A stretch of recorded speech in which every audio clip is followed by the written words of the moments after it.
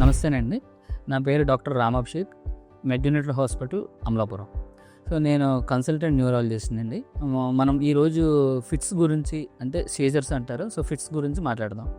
So, fits అనేది బ్రెయిన్‌లో మనకి సడన్‌గా ఎలక్ట్రికల్ యాక్టివిటీ డిస్టర్బెన్స్ వల్ల వచ్చే ఒక జబ్బండి. సో, ఫిట్స్ అనేది రకరకాల కారణాల వల్ల రావచ్చు.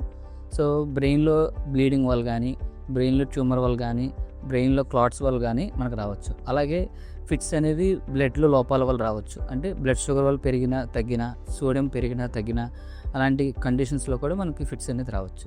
సో, ఫిట్స్ అనేది మనకి ఏ ఏజ్లోనే రావచ్చు. చిన్న వయసు నుంచి పెద్ద వయసు వరకు మగవాళ్ళలో కానీ ఆడవాళ్ళలో కానీ ఎవరికైనా ఫిట్స్ అనేది రావచ్చు. సో, ఫిట్స్ అనేది రకాలు మొత్తం 3 రకాలు అనుకోవచ్చు. ఒకటి జనరలైజ్ సీజర్స్ అంటారు. జనరలైజ్ ఫిట్స్ అంటే కాళ్ళు చేతులు కొట్టుకోవడం, సో కళ్ళు పైకి తేలేయడం, స్పృహ కోల్పోవడం, సో అందరికీ తెలిసింది. ఇంకో రకమైన ఫిట్స్ వచ్చి ఫోకల్ సీజర్స్ అంటారు. అంటే ఒకవైపు మాత్రమే, అంటే కుడివైపు కానీ ఎడమవైపు కానీ ఒకవైపు చెయ్యకాలు ఫిట్స్లా రావడం అనేది మనం ఫోకల్ సీజర్స్ అంటాం. ఇంకోటి సైలెంట్ ఫిట్స్ అంటారు, అంటే ఆబ్సెంట్ సీజర్స్ అంటారు.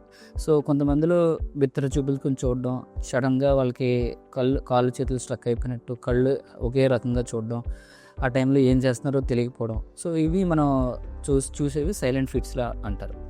సో, ఫిట్స్ అనేది మనకు తీవ్రంగా వస్తే డెఫినెట్గా దానివల్ల మనకి లైఫ్ డేంజర్ అయ్యే ఛాన్సెస్ చాలా ఉండొచ్చు కొంతమందిలో.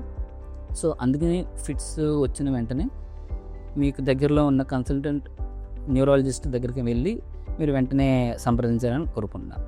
Thank you very much.